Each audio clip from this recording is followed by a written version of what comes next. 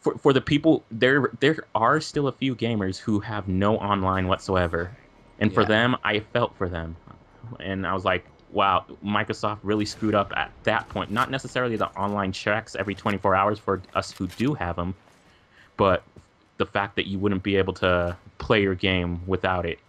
That's where they screwed up, I think. Yeah. But they reversed it. There's one online connection at the beginning when you get it, and that's just to reverse the policy. And I really like, and the thing is about this whole reversal of policy, a lot of people are like, "Oh, Microsoft's just doing it for the money," you know? Yeah.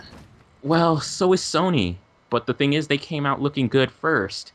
If it were Microsoft that came out looking good first and Sony doing this, it would be this disdain for Microsoft would have been disdain for Sony, Mm. and at least I think so. Yeah. There's no sure way to tell, but Yeah. um, what was I gonna say here? Yeah, I mean, they're saying, oh, they didn't reverse their policies because they care about gamers. They reversed their policies because Sony made them look bad. And you know what? I think it's a combination. I think they care about their gamers, and then I also think that Sony made them look bad. Yeah. And it could be it's not 100% that Sony made them look bad, so they're just doing it to make money now. You know what I mean? Yeah. I get that. I mean, it's like how can I put it? With the whole thing about people being overseas in the army and that, um,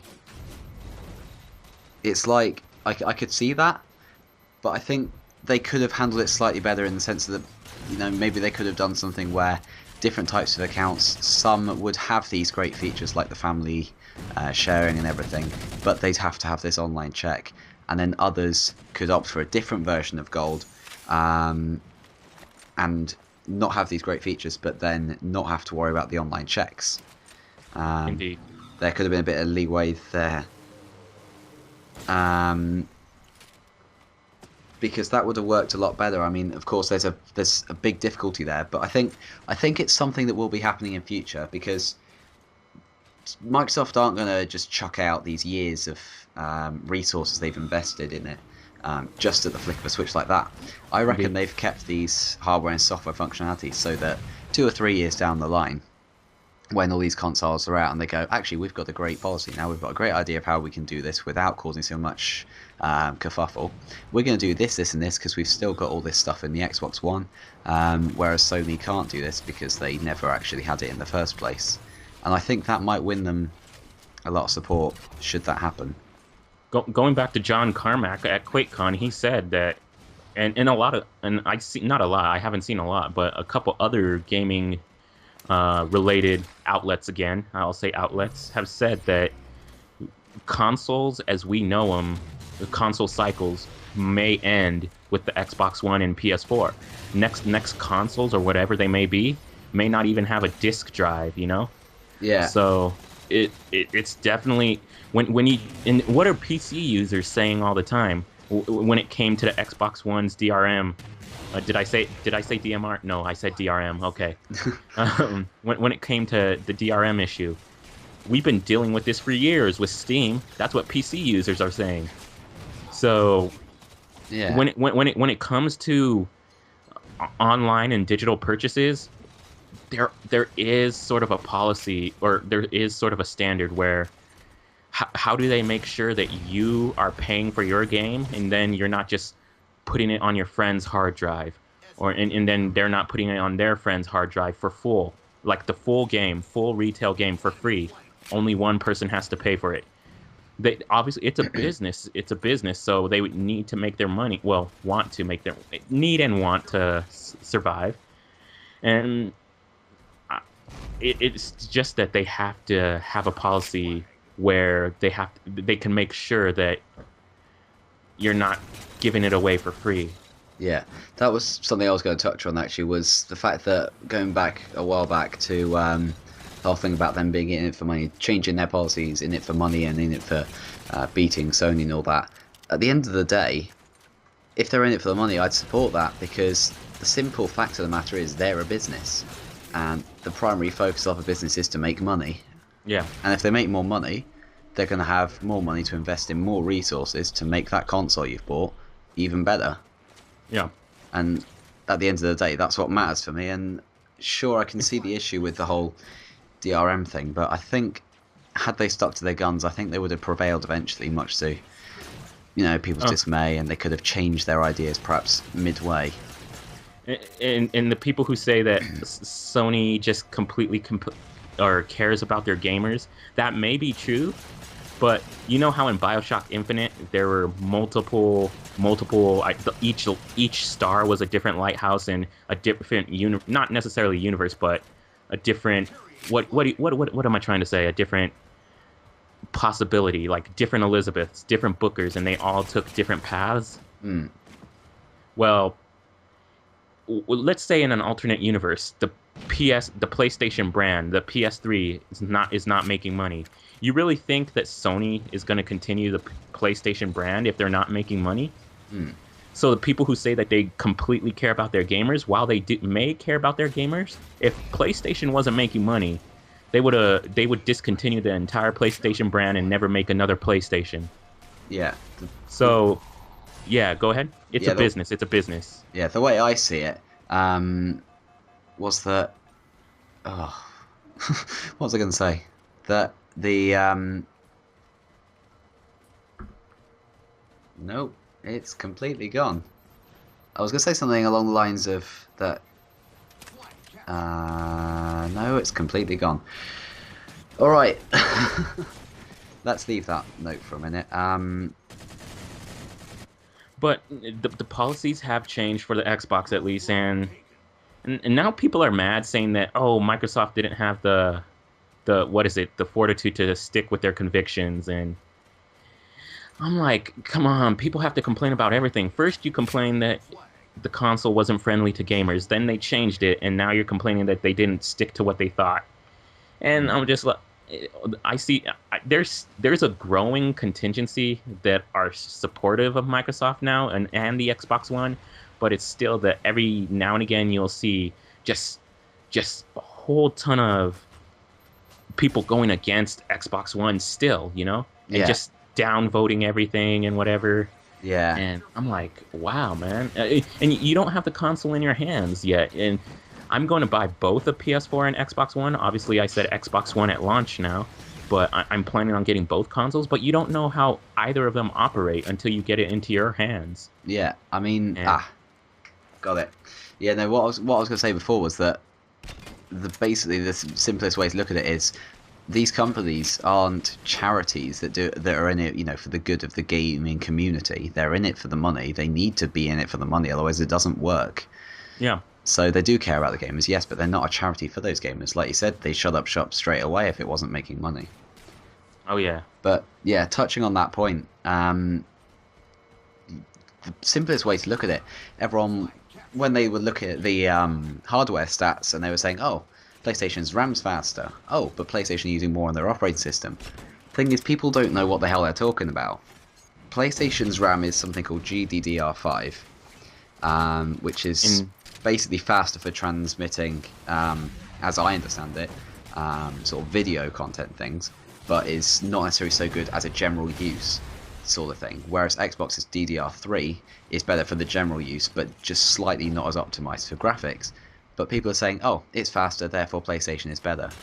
But then when you get the technicians and people who actually know what they're talking about, and completely unbiased ones, and you read their articles, they basically say people haven't got a clue what they're talking about. The differences are next to minimal, near on unnoticeable. Did you see the guy who did some benchmarking for what PS4 graphics would be, or not necessarily, well, graphics, yeah, actually he was comparing graphics, what PS4 graphics would be and then what Xbox One graphics would be. I believe I did.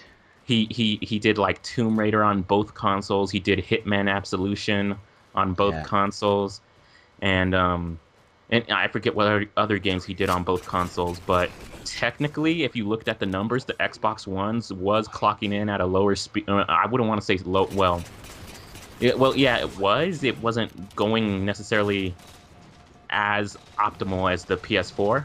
Yeah. but visually, it's a minimal difference. You wouldn't really be able to know.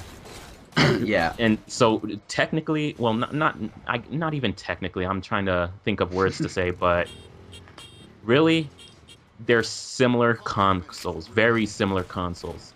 And so I understand, not necessarily fanboyism, Yeah. but I understand that people want the console they're going to spend money on, because most people aren't going to get both. They're going to get one. They want their console to be the best Yeah. for their money. But still, I don't understand all these people just blindly hating Xbox when they're not necessarily looking at the specs. Or and like you said, the GDDR5.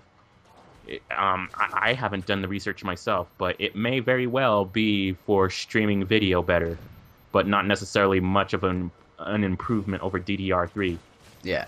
So yeah, you know what I'm trying to say here? Yeah, I see what you mean. I mean, like, the way I see it is because back in, whenever it was, before the whole reversal thing, and I went into my sixth form, and basically, literally, all my friends, they play PlayStation 4. PlayStation 4? I wish they were playing PlayStation 4.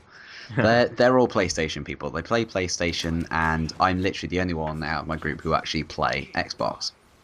And so Yeah. I'm always the one who gets the bantery, jokey, the Xbox is rubbish, so and so.